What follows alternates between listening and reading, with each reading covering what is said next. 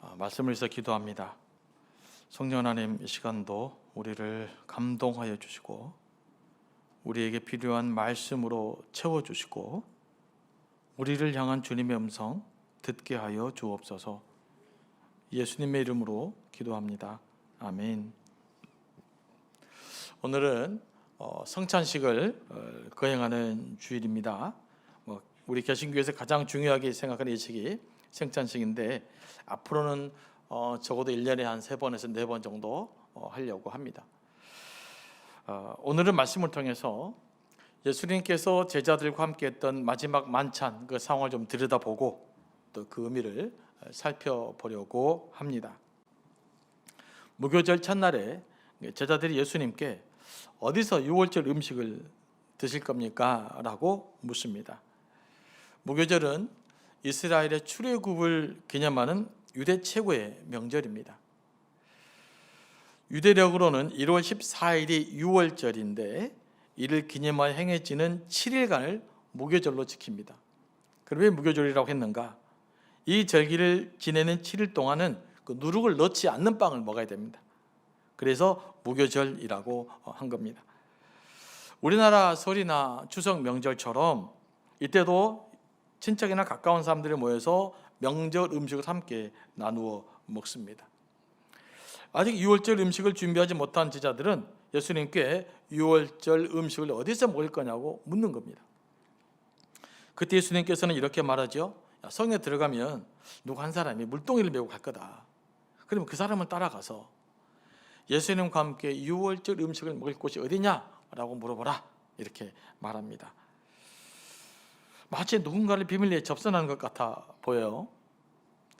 성경에는 이 사람의 이름은 구체적으로 언급되어 있지 않고 우리도 누구인지를 모릅니다.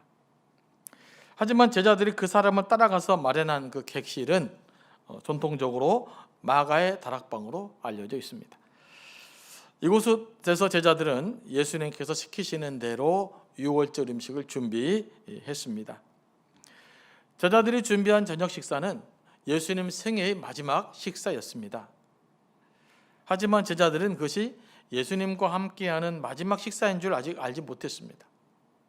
아직까지도 제자들은 예수님께서 십자가에 죽게 될 거라는 것을 인지하지 못했습니다. 예수께서 몇 번 말씀하셨지만 이게 실제적으로 다가오지 않았던 것 같아요. 그래서인지 식사하는 중에 예수님께서 제자들에게 전혀 예상치 못한 말씀을 하십니다. 예수님 이런 면이 있어요. 갑자기 그냥 불쑥 어떤 이야기를 꺼내고 또 충격을 주기 위한 것인데 식사하자고 다 모였는데 야 너희 중 한 사람이 나를 팔리라 이렇게 말씀해요. 이 말씀이 제자들은 몹시 당황스럽겠죠. 근심하지 않겠어요? 도대체 누가 예수님을 판다는 말인가? 제자들은 각각 예수님께 묻습니다. 나는 아니죠. 아마 가룟 유다도 나는 아니죠. 그랬을 것 같아요. 약간의 긴장감과 어색함이 감도는 분위기 속에서 예수님은 떡을 들어 축복하십니다. 떡은 우리식 표현이고요. 이스라엘 동그란 빵입니다. 모기병 빵. 하나님께 감사 기도를 하고 음식을 먹을 때 제자들을 축복했을 거예요. 유월절 식사 중에서는 가장이 포도주 잔을 4번에 걸쳐서 듭니다. 그러니까 4번의 축사를 하는 거예요. 축사를 하면서 감사하면서 그리고 그 4번에 거쳐서 하나님이 이스라엘을 이집트에서 어떻게 구원내셨는지 이에 대해서 이야기하고 그 교훈을 나누고 감사하는 시간이 바로 유월절 만찬이죠. 유월절 식사는 단순히 그 맛있는 음식을 먹고 즐기는 것이 아니에요. 그런 의미 우리 추석과 설 명절과는 좀 다르죠. 출애굽에 대한 교훈을 나누고 되새기는 자리입니다. 이스라엘을 인도하신 하나님께 감사하는 자리입니다.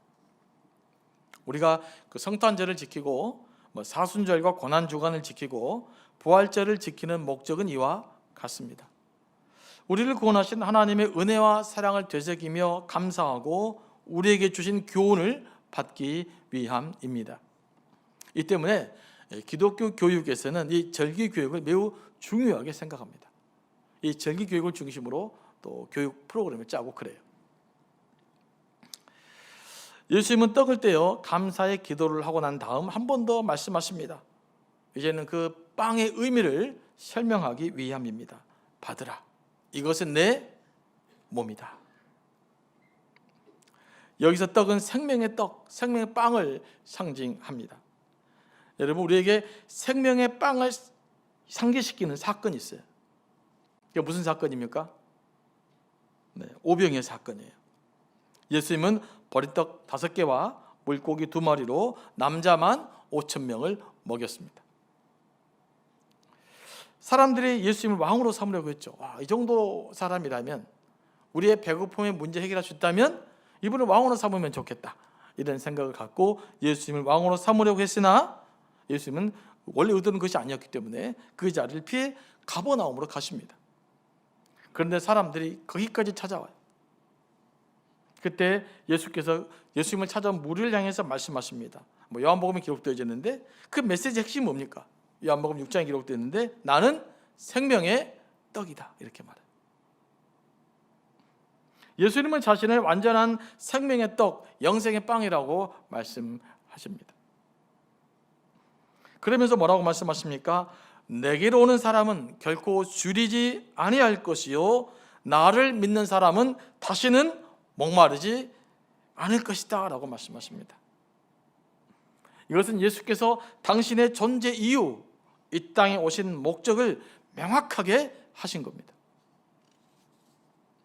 그러면서 하나님의 뜻은 아들, 즉 예수 그리스도를 믿는 자들에게 영생을 주시는 것이 하나님의 뜻입니다. 여러분, 예수님을 믿을 때 하나님은 여러분에게 하나님의 생명, 그 영생을 주시기를 원하십니다. 예수께서 이 떡은 내 몸이라고 말씀하신 것은 이 모든 의미를 담아서 한 문장으로 표현하신 거예요.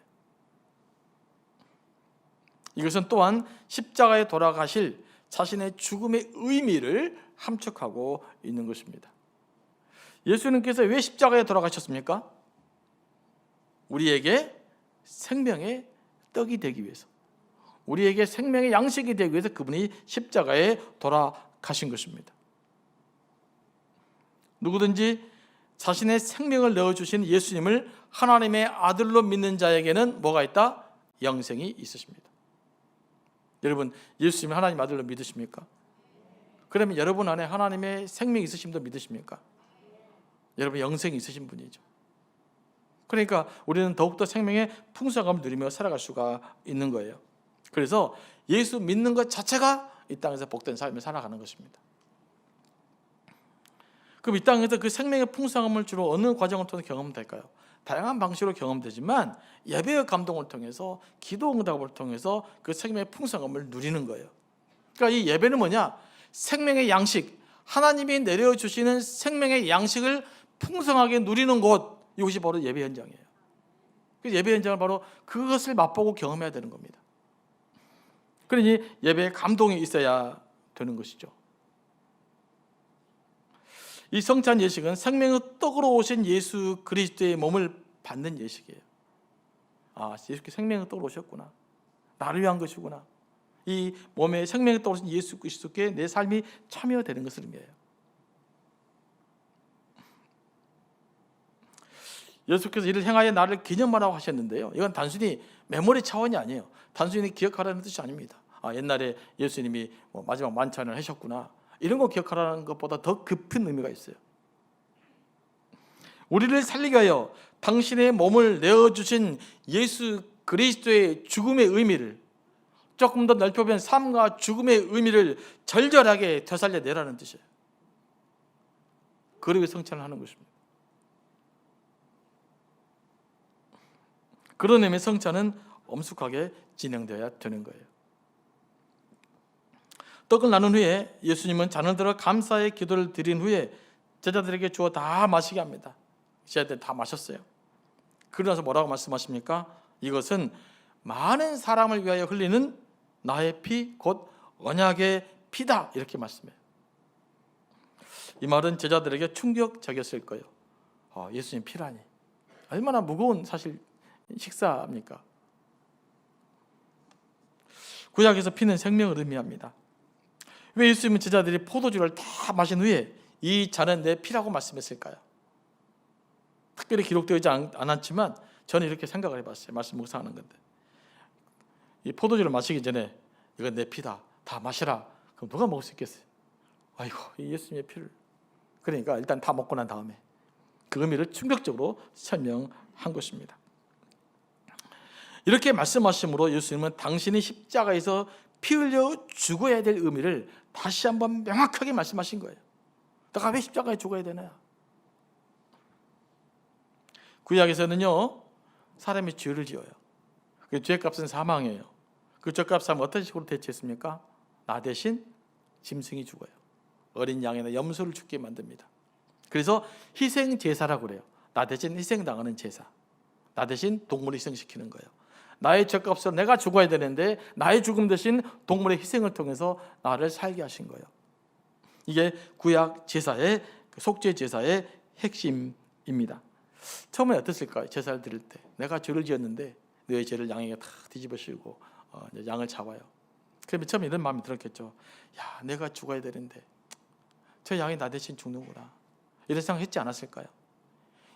그렇게 드린 제사의 제도가 얼마나 감동스러웠을까요? 그런데 시간이 흐르면서 그런 마음이 퇴색이 돼요. 나중에 어떻게 변합니까? 1년 동안 마음대로 살고 1년에 한 번 제사 드리면 된다, 1년에 한 번 속죄제를 드리면 된다는 심정으로 살게 된 거예요. 이게 점점점 타락하게 되어져서 예수님 시대는 더 많이 타락하게 된 거죠. 사람의 계획이 그래요. 아무리 좋은 제도도요, 시간이 흘러가면서 사람은 그것을 지킬 만한 능력과 어떤 힘이 없어요. 처음에만 쌈박하지. 그러니까 인간의 노력으로는 결국 구원받을 수 없는 거예요. 끝까지 성숙함을 위해 나아갈 수가 없는 것입니다. 이런 예수님의 십자가의 죽음의 의미를 이사야 예언자가 아주 잘 표현하고 있는데 그 말씀이 이사야서 53장 5절과 6절 말씀입니다. 다 같이 한번 읽어보겠습니다. 그가 찔림은 우리의 허물 때문이요 그가 상함은 우리의 죄악 때문이라. 그가 징계를 받음으로 우리는 평화를 누리고 그가 채찍에 맞음으로 우리는 나음을 받았도다.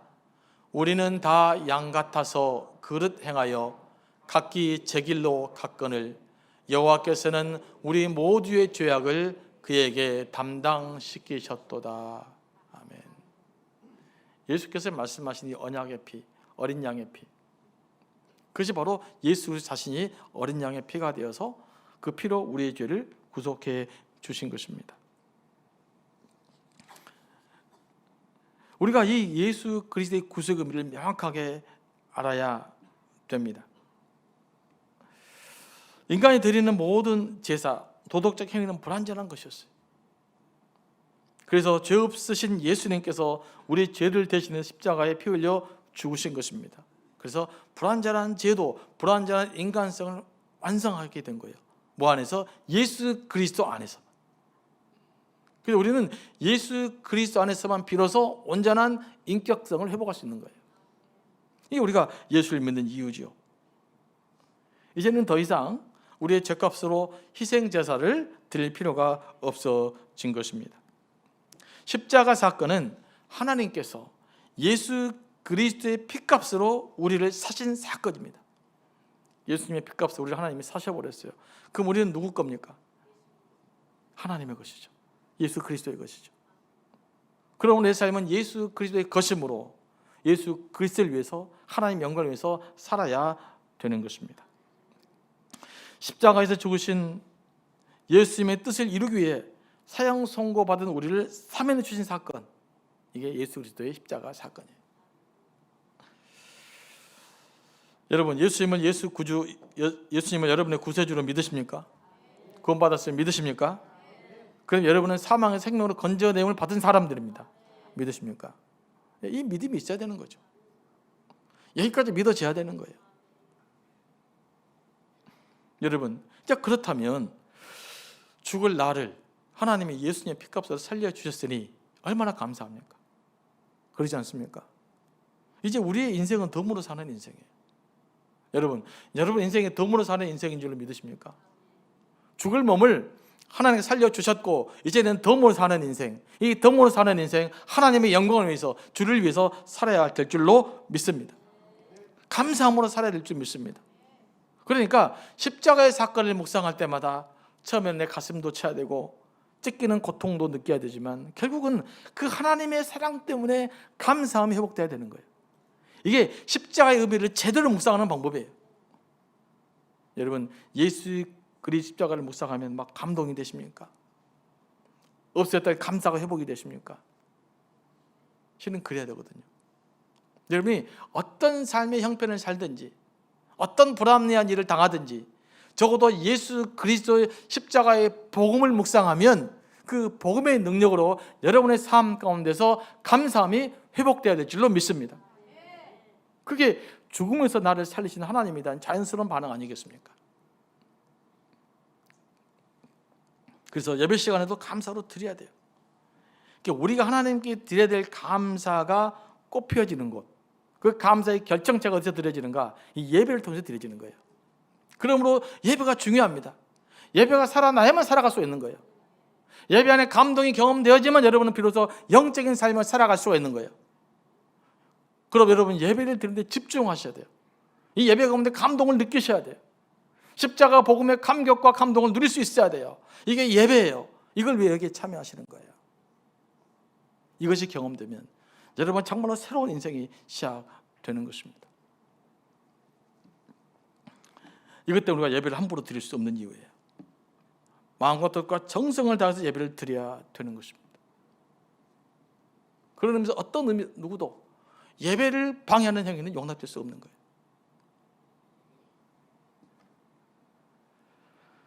식사 후 예수님과 제자들은 찬미하고 감람산으로 갔습니다. 유월절 식사는 굉장히 진지했을 거잖아요. 갑자기 내 몸이다, 뭐 내 피다, 이러니 사실 이게 제자들 입장에서 보면 속된 말로 목구멍으로 뭐가 넘어가겠어요. 이게 사실 이 엄청 무거운 식사를 지금 하신 거란 말이에요. 그런데 그 식사를 끝나고 예수님과 제자들의 반응이 뭡니까? 하나님을 찬미하고 감람산으로 갔다는 거예요. 이 복음의 역사를 설명해 주고 있는 거예요. 여기에도 십자가의 복음은 진지한 것이에요. 그러나 십자가의 복음을 넘어서 부활을 경험하게 되면 감사가 변하는 거예요. 그러니까 엄청나게 진지했을 것이지만 예수님의 십자가의 죽음은 실은 하나님의 뜻을 성취하고 최후의 승리를 위한 첫걸음이었어요. 그것이 고난의 길이었지만, 그것이 고통의 길이었지만 결국은 승리를 위한 첫걸음이었기 때문에 그 고난이 예배되어 있음에도 불구하고 하나님께 찬양하며 감사하며 감람산으로 갔던 거예요. 이 감람 어디로 갔을까요? 겟세마네로 간 거예요. 감사하며. 뭐 때문에? 고난을 넘어서 승리하실 하나님을 바라보면 이제는 감사가 되는 것입니다. 우리의 신앙이 이런 맛이 있어야 돼요. 여러분, 고난과 고통과 아픔 중에서 나를 결국은 승리하게 하실 하나님을 바라보며 감사로 나아가는 삶, 이게 우리가 특별히 성만찬을 통해서 또 예배를 통해서 회복되어야 될 삶인 줄로 믿습니다. 기도하며 나갑니다. 하나님, 예수님을 우리에게 보내주셔서 생명의 양식이 되게 하시고 우리의 죄를 용서해 주셔서 감사합니다.